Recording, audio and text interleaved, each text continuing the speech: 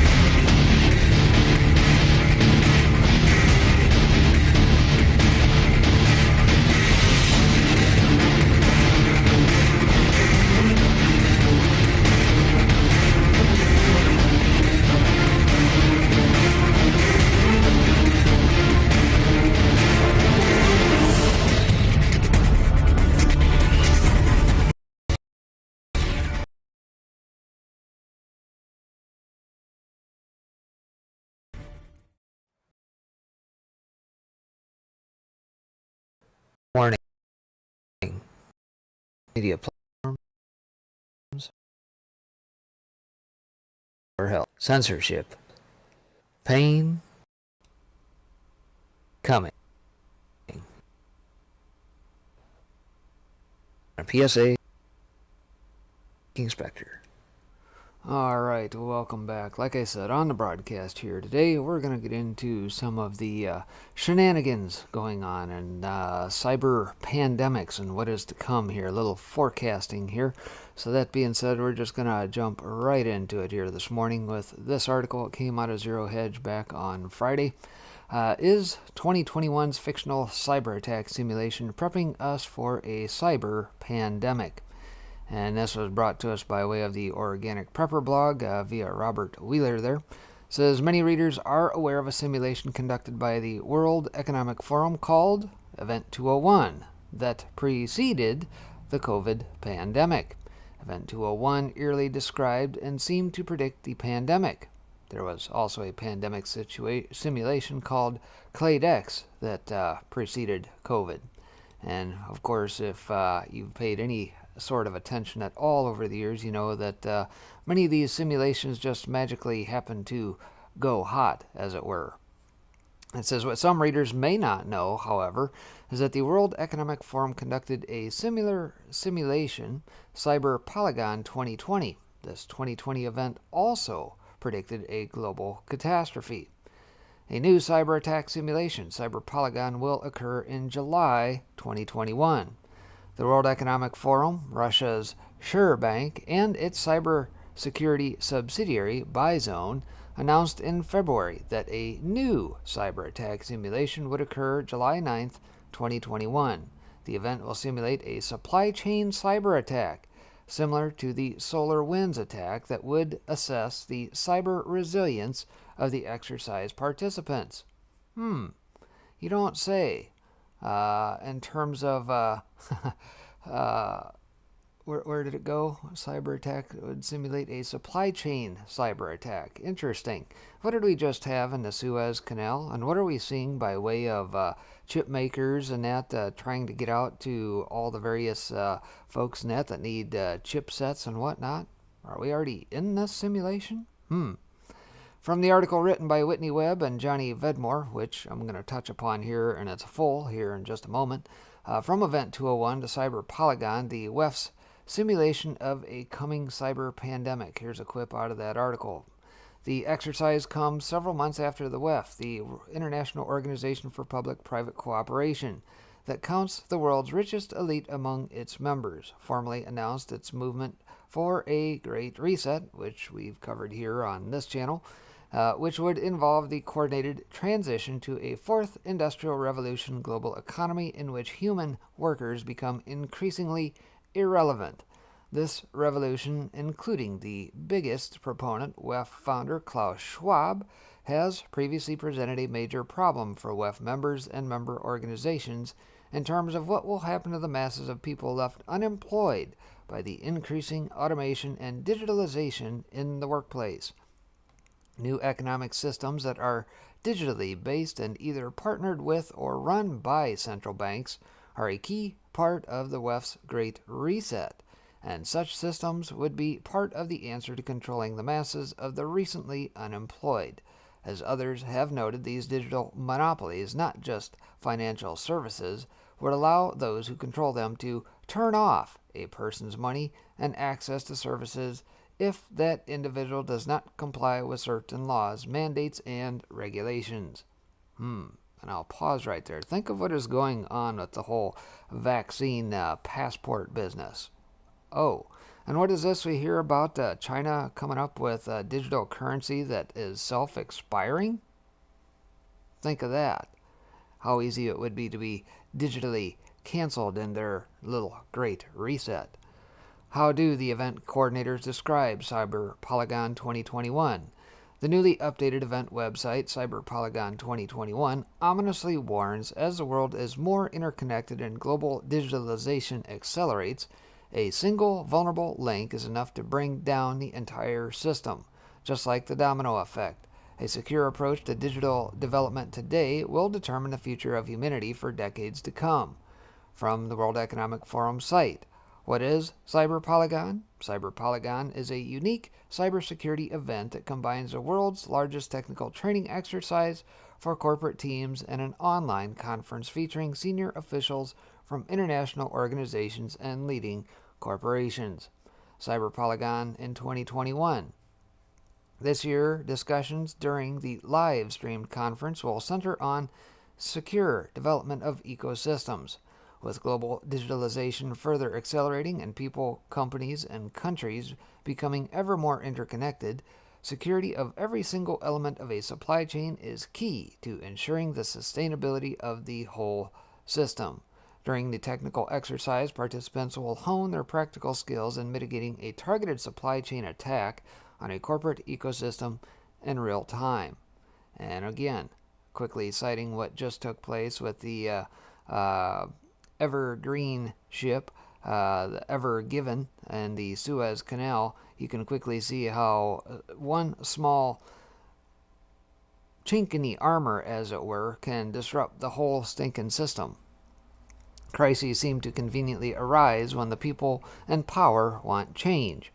All this ties right into Universal Basic Income, the very popular UBI introduced with even more vigor after the COVID-19 pandemic, has popularized consistent stimulus payments to survive the crisis.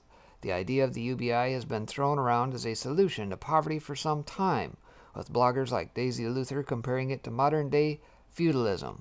With the building blocks of the technological control grid already in place, adding a UBI forms a relatively strong foundation. The WEF has settled on the model of stakeholder capitalism. In name and theory, it appears to be an inclusive type of capitalism. However, it would essentially merge the public and private sectors, which would, as Webb and Vedmore write, create a system much more like Mussolini's corporatist style of fascism than anything else. To get to that point, however, the current system must collapse. Its replacement, society, will be successfully marketed to the general population as being better than its predecessor. When the world's most powerful people, such as members of the WEF, write Webb and Vedmore, desire to make radical changes, crises conveniently emerge, whether a war, a plague, or economic collapse, that enable a reset of the system, which is frequently accompanied by a massive upward transfer of wealth. Is there a possible warming of international relations with Russia? What's also notable about the upcoming simulation is Russia's inclusion as a leader of such an important global event. If there is a real cyber attack that disables and disrupts a large portion of the global financial system, who will be blamed? Is the overused Russian hacker narrative coming to an end? The answer to that question might be the final nail in the coffin of anything resembling a free society. So, how do we prepare for a real cyber attack? Many of you would probably rather not wait for a fictional simulation to tell you how to prepare for this. Here's what you need to know about them and how to prepare for a cyber attack. Follow the link. I'll drop that out in chat here momentarily. Cyber attacks are a growing risk, experts say, with some even suggesting that cyber warfare will be the battleground of the future. It's interesting how simulations, trial runs, and mock attacks often seem to precede actual events. And how many times in history have we seen that play out? Time and time and time again, and here we are yet again. So that being said, let me flash over real quick to my archives page because I have actually covered the Solar Winds saga, if you recall. You can go back over here to the UGE tube page of mine and go back to episode 16 where we covered the Cyber Wars, Solar Winds, Dominion stuff that was going on back then. And of course, we recapped what the latest on episode 35, Solar Winds Hack Revisited. This runs deep, and consequently, it was another Unlimited Hangout article from January, much the same as what I'm about to cover here now. So, Whitney Webb and company have been doing a fairly good job of keeping us abreast of what is going on. That being said, from Event 201 to Cyber Polygon, the WEF simulation of a coming cyber pandemic. This is going to balloon this out a little bit, give us a little bit more detail. This is last year. The World Economic Forum teamed up with the Russian government and global banks to run a high-profile cyber attack simulation that targeted the financial industry, an actual event that would pave the way for a quote-unquote reset of the global economy. The simulation, named Cyber Polygon, may have been more than a typical planning exercise and bears similarities to the WEF-sponsored pandemic simulation Event 201 that briefly preceded the COVID-19 crisis. And very, very convenient, obviously. This is on Wednesday. The World Economic Forum, along with Russia's SureBank and its cybersecurity subsidiary Bizone, announced that a new global cyber attack simulation would take place this coming July to instruct participants in developing secure ecosystems by simulating a supply chain cyber attack similar to the recent Solar Winds hack that would, quote, assess the cyber resilience, end quote, of the exercise's participants. On the newly updated event website, the simulation, called Cyber Polygon 2021, ominously warns that, given the digitalization trends largely spurred by the COVID-19 crisis, a single vulnerable link is enough to bring down the entire system, just like the domino effect, adding that a secure approach to digital development today will determine the future of humanity for decades to come. And briefly, think of that. How many people are now online using all sorts of web tools and everything else as a result of COVID-19? Everything from work to school work, you name it. Everything is pretty well done online at this point, as everybody is either remote schooling or doing work remotely. And so, yeah, you can quickly see how this could balloon. The exercise comes several months after the WEF, the International Organization for Public-Private Cooperation, that counts the world's richest elite among its members, formally announced its movement for a Great Reset, which would involve the coordinated transition to a fourth industrial revolution global economy in which human workers become increasingly irrelevant. This revolution, including its biggest proponent, WEF founder Klaus Schwab, has previously presented a major problem for WEF members and member organizations in terms of what will happen to the masses of people left unemployed by the increasing automation and digitalization in the workplace. New economic systems that are digitally based and either partnered with or run by central banks are a key part of the WEF's Great Reset, and such systems would be part of the answer to controlling the masses of the recently unemployed. As others have noted, these digital monopolies, not just financial services, would allow those who control them to turn off a person's money and access to services if that individual does not comply with certain laws, mandates, and regs.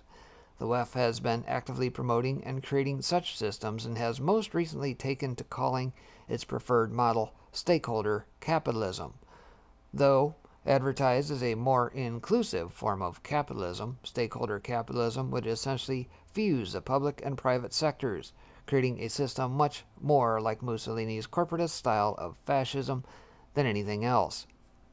And of course, if you paid attention here, all the woke corporations who have now come out and challenged Georgia's integrity law, for example.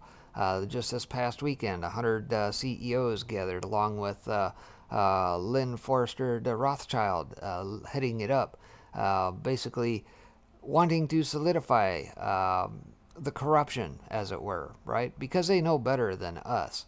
The line is now blurred between the corporations and the state, and where the state doesn't put forth laws, well, we'll just put the edicts out to the corporations and they will do our bidding for us.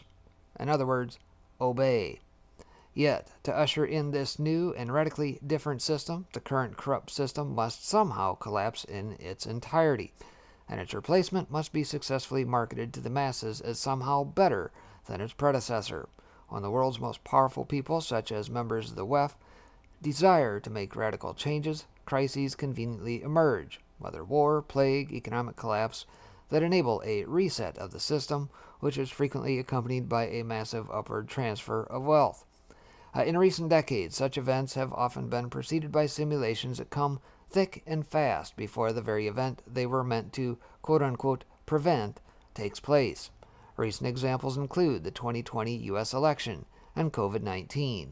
One of these, Event 201, was co-hosted by the World Economic Forum in October 2019 and simulated a novel coronavirus pandemic that spreads around the world and causes major disruptions to the global economy, just a few weeks before the first case of COVID-19 appeared.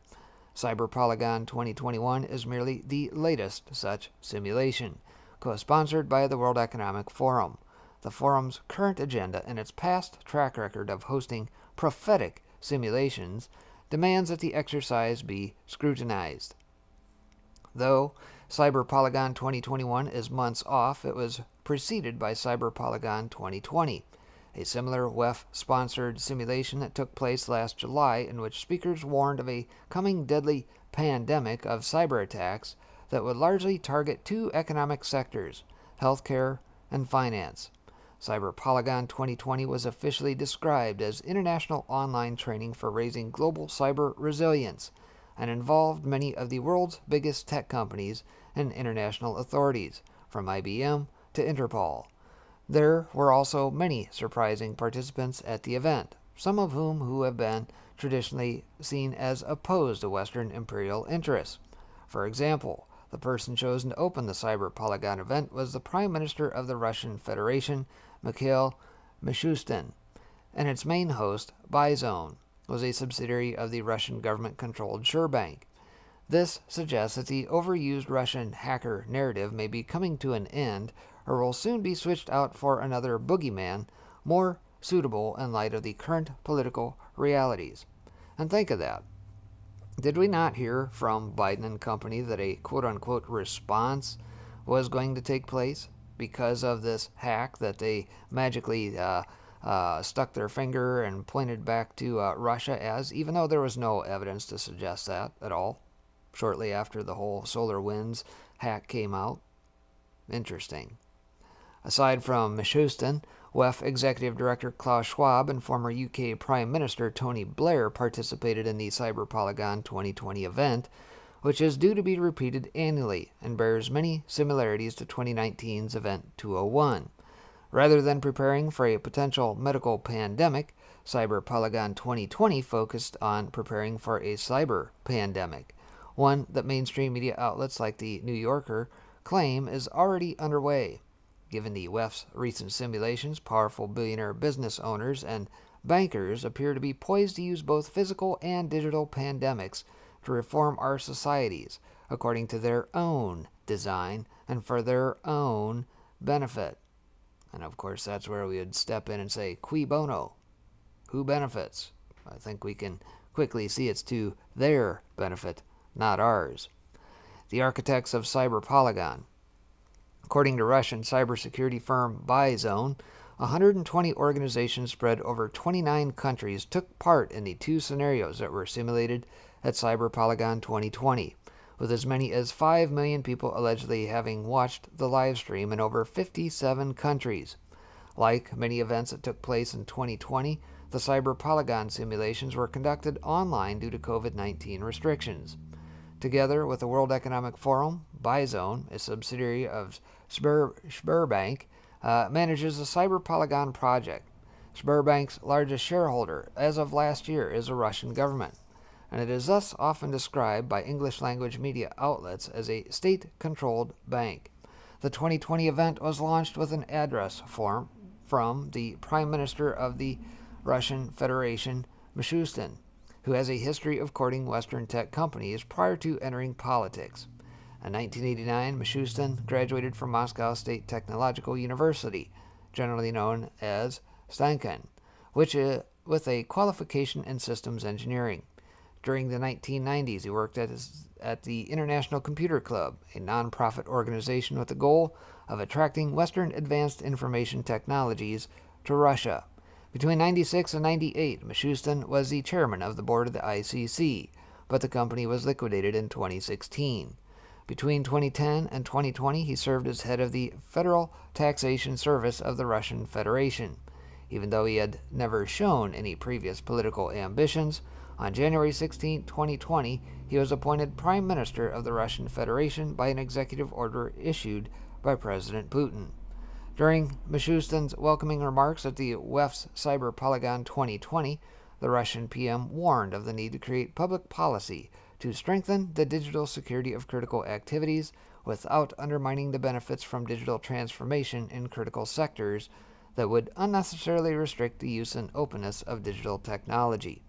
The statement suggests that unnecessary restrictions could become seen as necessary in time. Mishustin goes on to explain that Russia's post-COVID economic recovery will be based on the increasing digitalization of that economy and government, adding that we will drastically increase the number of available digital public services and introduce fundamentally new support measures for digital businesses. He also stated that Russia has developed a common national system for identification and the prevention of cyber attacks with the government agencies' information systems linked in the system. He also addressed the Cyber Polygon audience about the international community needing to come together to prevent a global cyber fraud pandemic. Sberbank, the largest Russian banking institution and former Soviet savings monopoly, which was originally founded by Nicholas I, was an official host of the Cyber Polygon 2020 event alongside the World Economic Forum. As reported in The Economist in January 2021, the Russian banking giant has begun to reimagine its business in an effort to become a consumer technology giant. Sberbank has spent around $2 billion on technology and acquisitions, including the acquisition of internet media group Rambler, which it fully acquired in 2020. As late as December 30th, 2020, Sberbank acquired Doma.ai, which describes itself as a convenient real estate management platform. On June 15, 2020, Sberbank bought 2GIS, a map, navigator, and business directory with over 42 million monthly active users. Sberbank's 22 investments, 11 as the lead investor, include some of the most used services in Russia, and its clear intention is to become a one-stop digital shop for all services. The bank also became the owner of the largest data processing centers in Europe when the Southport Data Processing Center opened in November 2011, replacing the existing 36 regional data centers. Sberbank is set to be the world's first bank to launch its own cryptocurrency, Sbercoin, and digital finance ecosystem this March. It notably announced the coming Sbercoin, a stablecoin tied to the Russian ruble, just a few weeks after the Cyber Polygon 2020 exercise. And interesting, talking about, where'd that go? Digital one-stop shop, basically become kind of the Google of Russia, as it were, and the large data processing centers in Europe. Think back here just a couple months ago what happened in France. There was a major fire at a major data processing center. I wonder if that was rather convenient for the cause of Sberbank there. Who knows? But Sberbank's alliance with the WEF and prominence of Cyber Polygon 2020 was underscored at the event during the welcoming remarks delivered by Klaus Schwab. Schwab gave special thanks to Hermann Greff, a member of the Board of Trustees of the World Economic Forum and Sberbank CEO, and also issued the following dire warning. We all know, but still pay insufficient attention to, the frightening scenario of a comprehensive cyber attack which would bring to a complete halt to the power supply, transportation, hospital services, our society as a whole. The COVID-19 crisis would be seen in this respect as a small disturbance in comparison to a major cyber attack. We have to ask ourselves, in such a situation, how could we let this happen despite the fact we had all the information about the possibility and seriousness of a risk attack? Cybercrime and global cooperation should be on the forefront of the global agenda. Similar warnings were heard at a 2019 simulation that was also co-sponsored by the World Economic Forum, Event 201.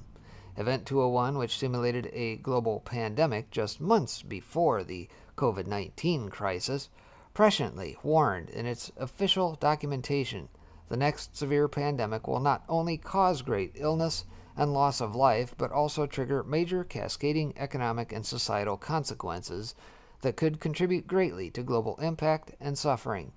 In contrast to similar simulations conducted in the past, Event 201 championed a public-private partnership approach to combating pandemics, with a focus on engaging the private sector in epidemic and outbreak preparedness at the national or regional level. The WEF is, among other things, a major evangelist for the merging of the public and private sectors globally, describing itself as the International Organization for Private-Public Cooperation.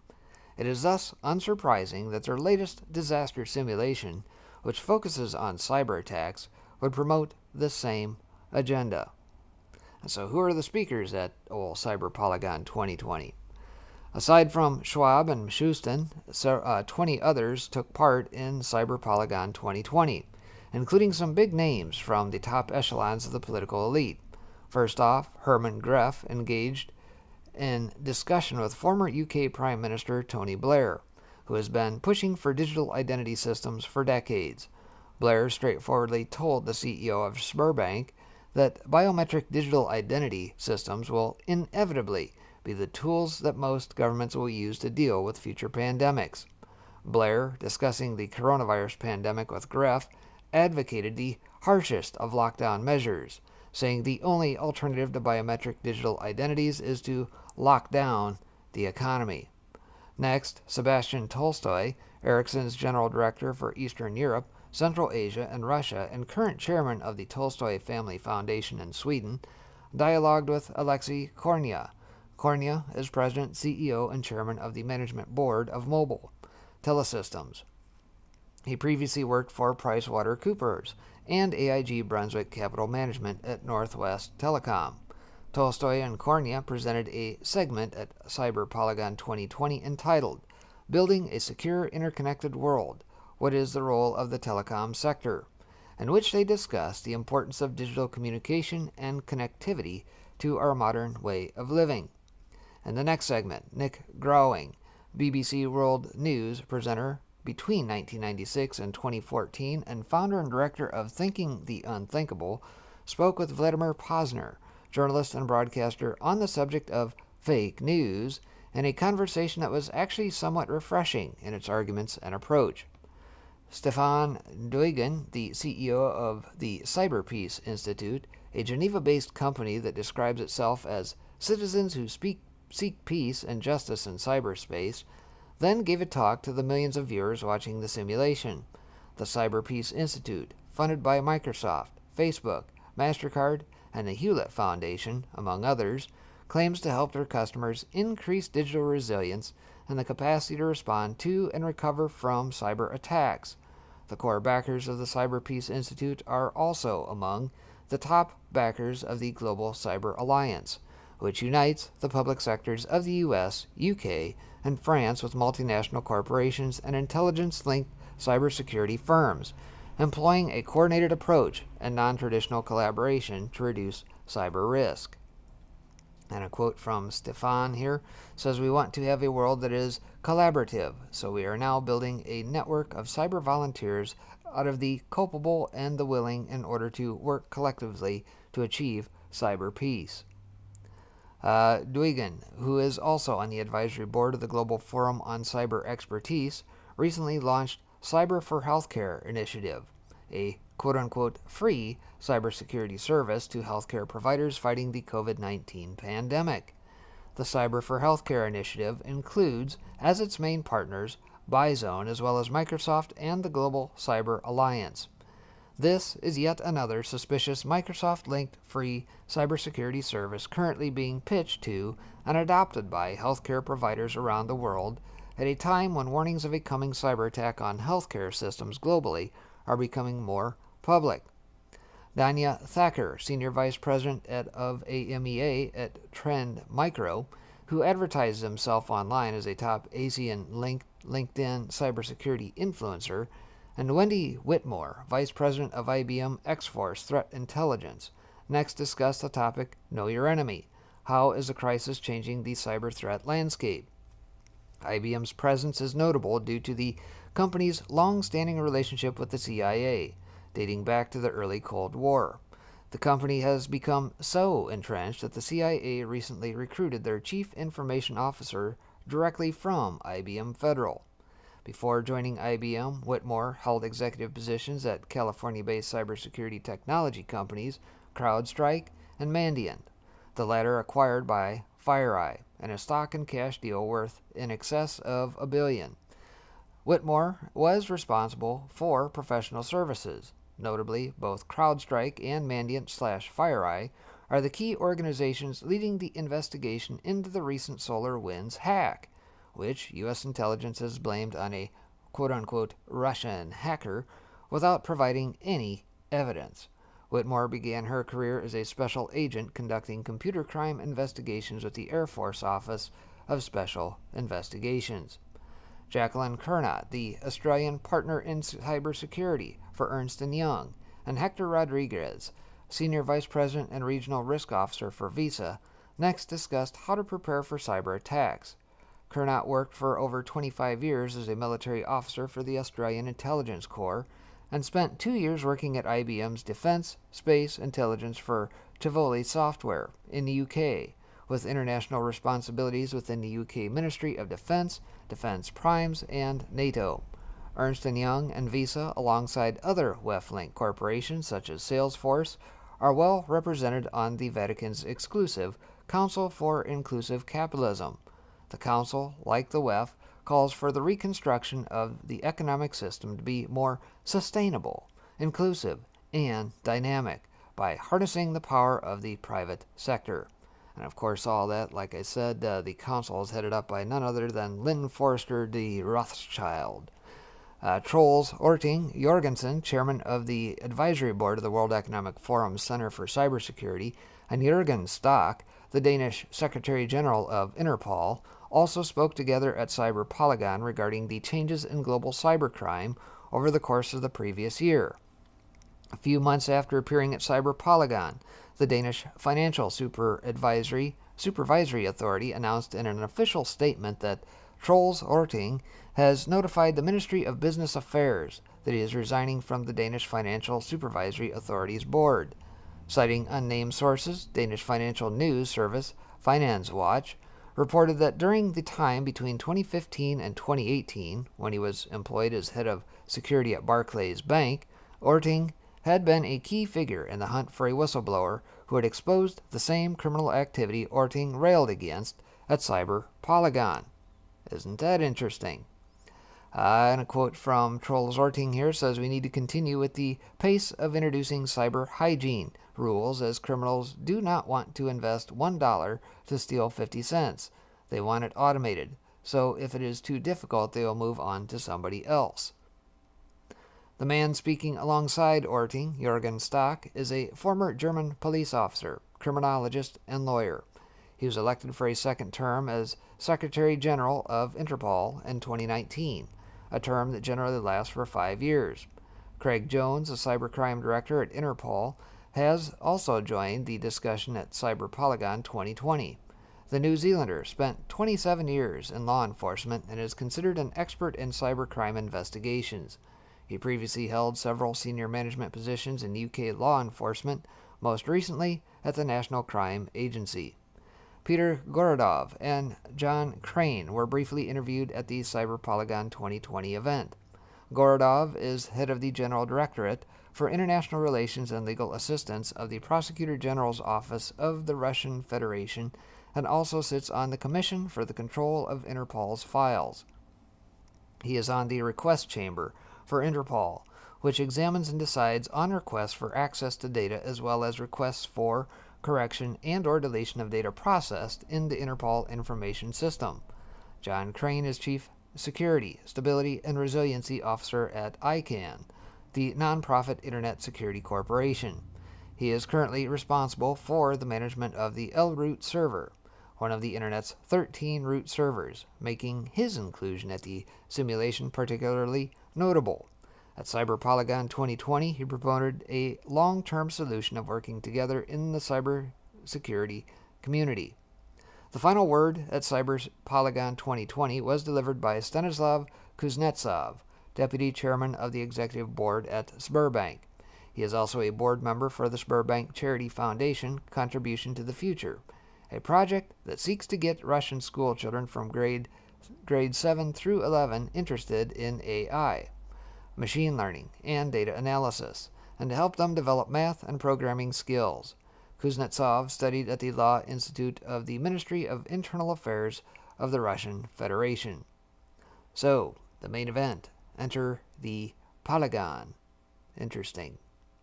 The simulation component of Polygon 2020 saw 120 teams from 29 countries take part in the cybersecurity technical simulation.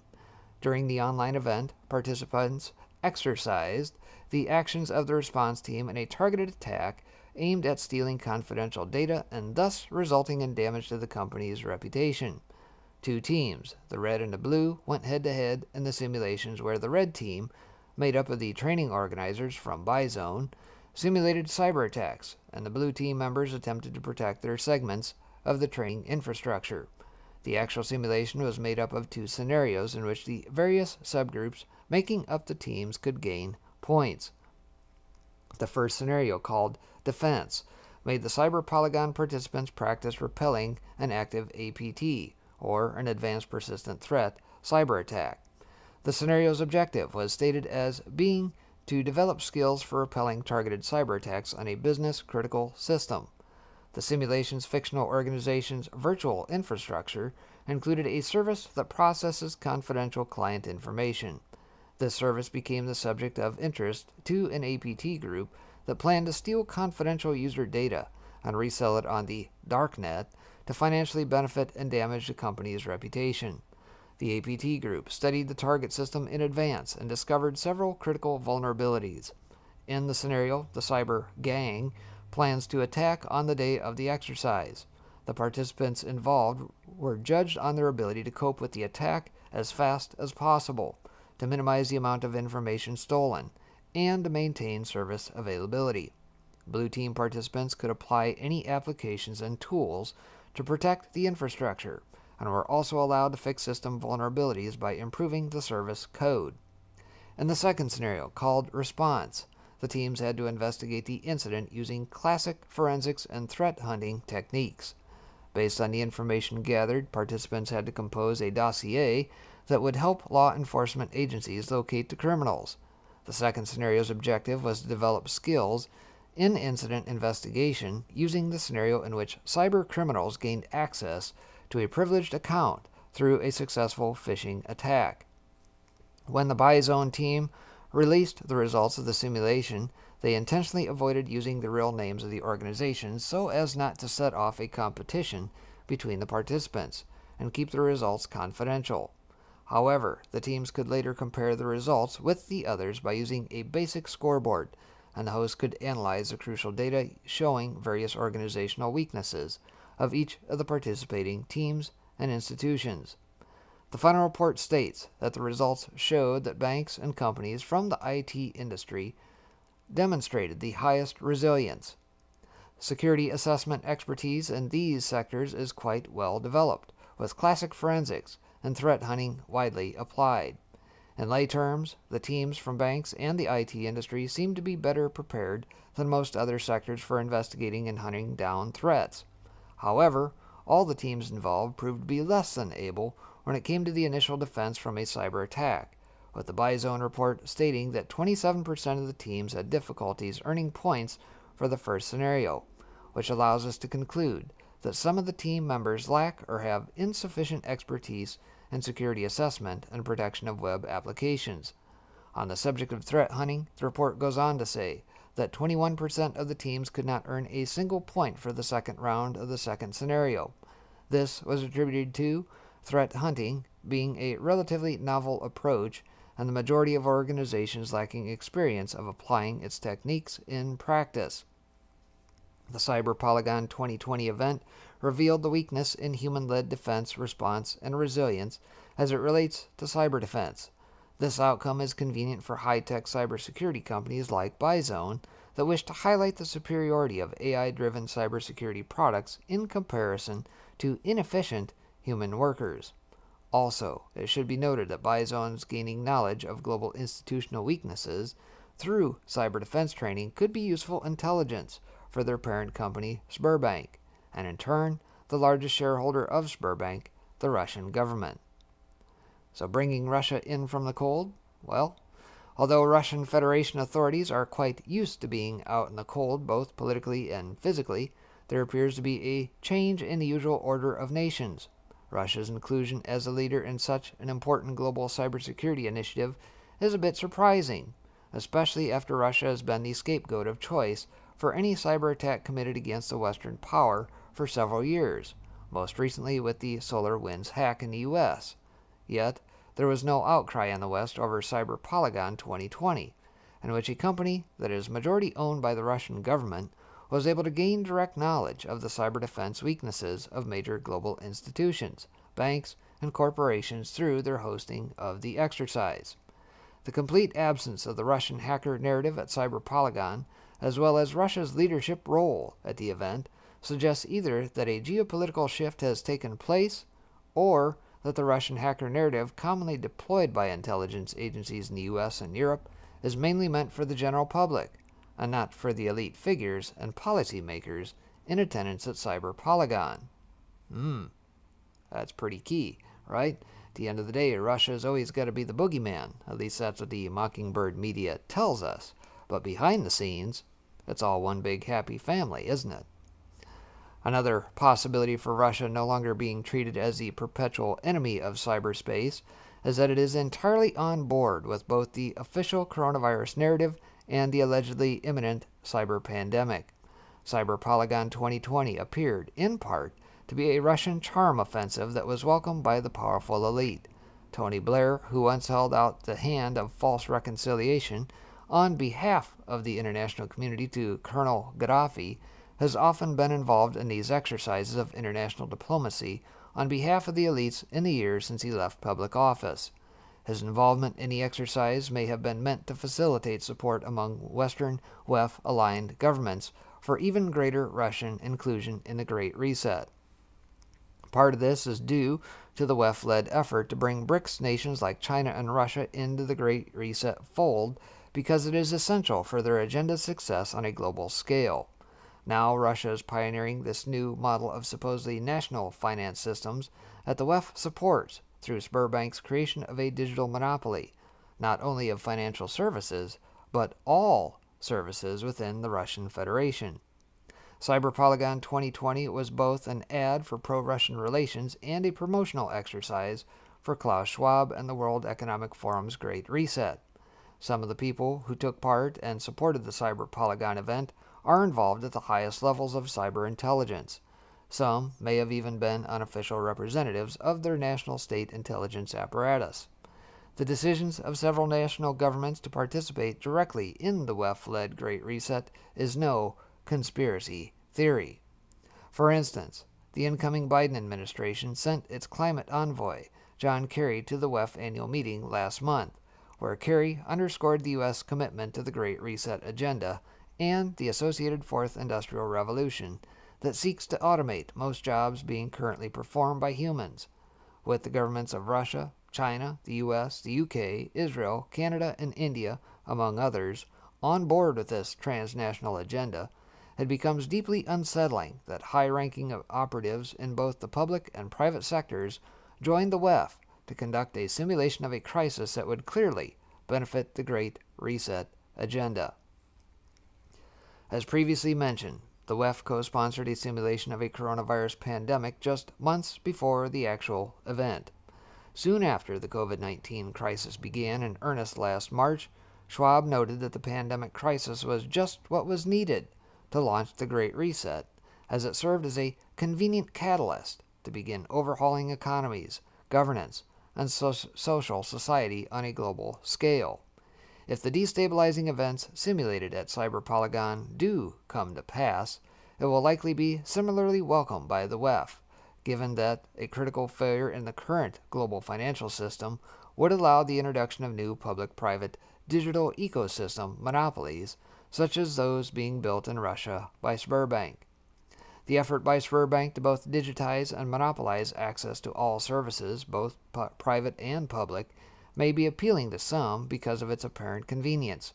However, it will also be emblematic of what we can expect from Schwab's Great Reset: monopolies of fused public and private sector entities disguised by the term stakeholder capitalism. What the general public does not realize yet is that they themselves will not be included among these stakeholders, as the Great Reset has been designed by the banksters and wealthy elite for the banksters and the wealthy elite. As for the Cyber Polygon 2020 event, the coming cyber pandemic is being prophetically thrown in our faces, just as the pandemic's exercise was prior to the actual disease's appearance. Such prophetic warnings are coming not only from the WEF, however. For instance, the head of Israel's National Cyber Directorate, Yigal Una, warned last year that a cyber winter of cyber attacks is coming, and coming faster than even I suspected. In the Cyber Directorate, Una works closely with Israeli intelligence agencies, including the infamous Unit 8200, which has a long history of electronic espionage targeting the U.S. and other countries, and which has been responsible for several devastating hacks, including the Stuxnet virus that damaged Iran's nuclear program.